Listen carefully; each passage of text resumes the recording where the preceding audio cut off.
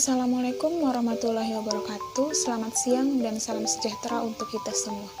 Kami dari kelompok 7 yang beranggotakan 8 orang akan menjelaskan mengenai topik materi rute oral. Sebelumnya perkenalkan, nama saya Nur Hikmah dengan NIM K0212011051. Perkenalkan, nama saya Astida dengan NIM K0212011044. Perkenalkan, nama saya Nur Fadilah Rusfahat dengan NIM K0212011045. Nama saya Regita Sri Oktavia dengan NIM K0212011046. Saya Zahratul Hasanah, NIM K01201049.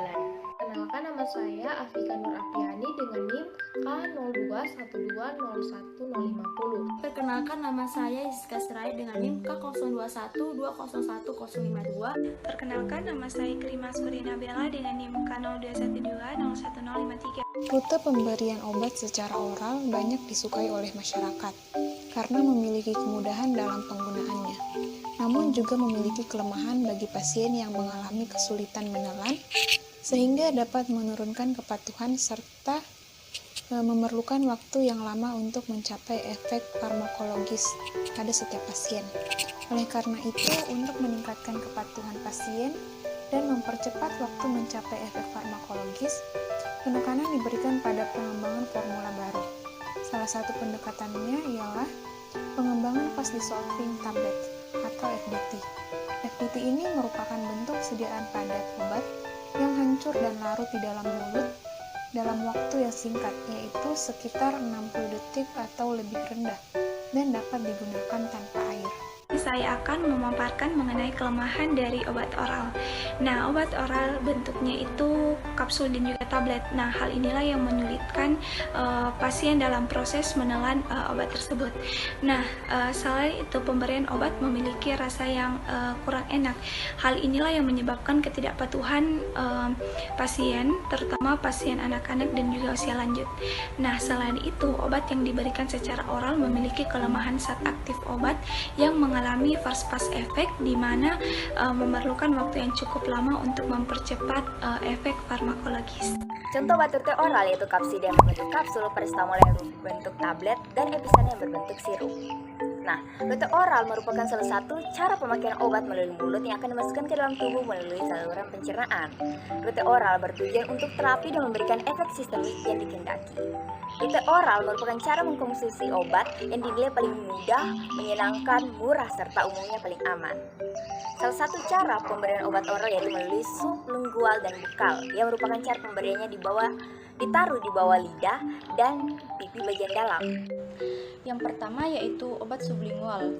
Obat sublingual adalah obat yang diberikan kepada pasien dengan cara meletakkan obat di bawah lidah.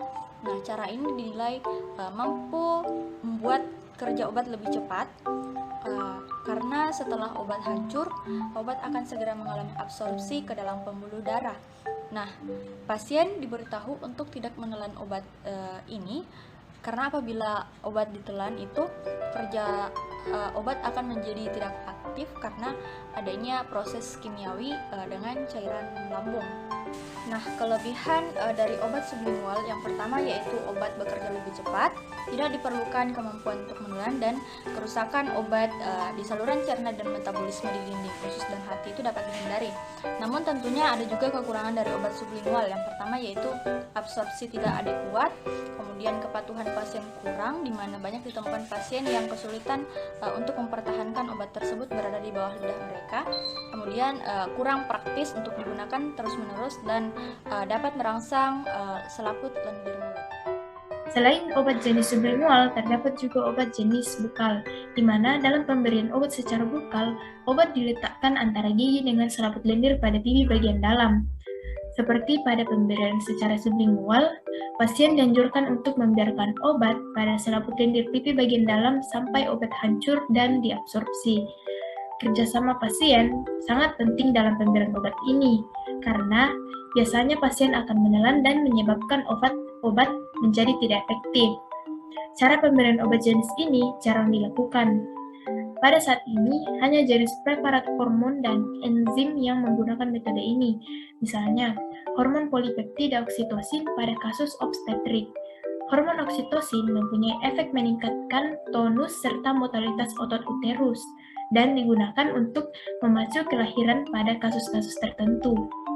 Kelebihan dari obat bukal adalah onset cepat, mencegah first pass effect, tidak diperlukan kemampuan menelan. Namun terdapat juga kekurangan dari obat jenis ini, yaitu absorpsi tidak adekuat, kepatuhan pasien kurang, mencegah pasien menelan, kurang praktis untuk digunakan terus-menerus, dan dapat merangsang selaput lendir mulut. Pada kesempatan ini saya akan menjelaskan mengenai penggolongan obat oral menurut jenis dan contohnya. Yang pertama yaitu pil.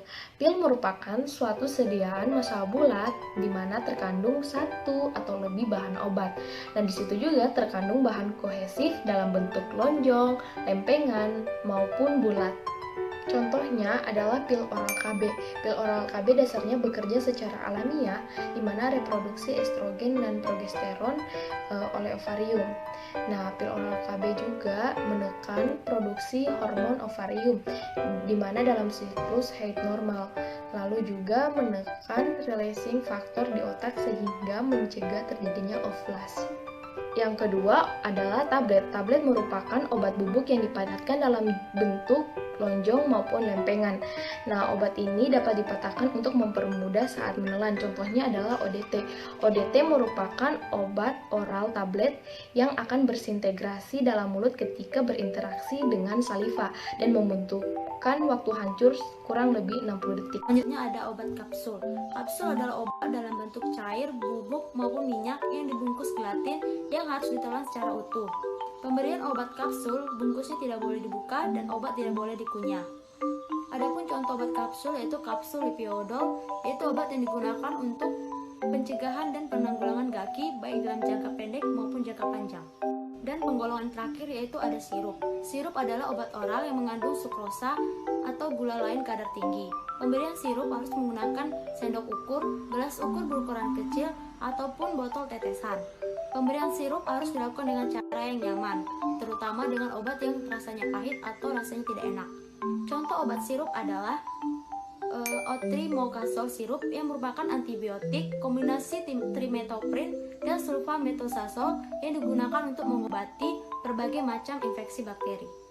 Jadi di video ini saya akan membahas mengenai dasar penggolongan obat oral. Secara luas, penggolongan obat itu dapat didasarkan pada beberapa hal, seperti berdasarkan jenisnya, berdasarkan mekanisme kerja obat, berdasarkan tempat atau lokasi pemakaian, berdasarkan cara pemakaiannya, efek yang ditimbulkan, ataupun berdasarkan golongan kerja obat. Kemudian, untuk penggolongan obat oral sendiri didasarkan pada cara pemakaiannya, di mana obat oral seperti obat tablet, obat sirup, ataupun kapsul dikonsumsi melalui mulut, kemudian akan masuk ke saluran pencernaan untuk disalurkan ke seluruh tubuh. Rute oral ini bertujuan untuk terapi dan memberikan efek sistemik sesuai yang ingin kita kehendaki. Seperti yang kita lihat di masyarakat bahwa obat dengan menggunakan rute oral paling banyak ditemui karena dinilai paling mudah dan menyenangkan serta murah dan umumnya paling aman. Obat yang biasanya beredar di pasaran itu sering dikonsumsi melalui mulut dengan cara dimasukkan dengan menggunakan bantuan air seperti obat tablet. Ada pula obat yang dilarutkan terlebih dahulu kemudian diminum seperti puyer. Efek sistemik yang dimaksud pada tujuan obat oral itu yaitu di mana obat beredar melalui pembuluh darah ke seluruh tubuh. Beberapa obat dapat diabsorpsi di lambung. Namun seperti halnya absorpsi zat makanan, obat juga diabsorpsi paling banyak di usus halus.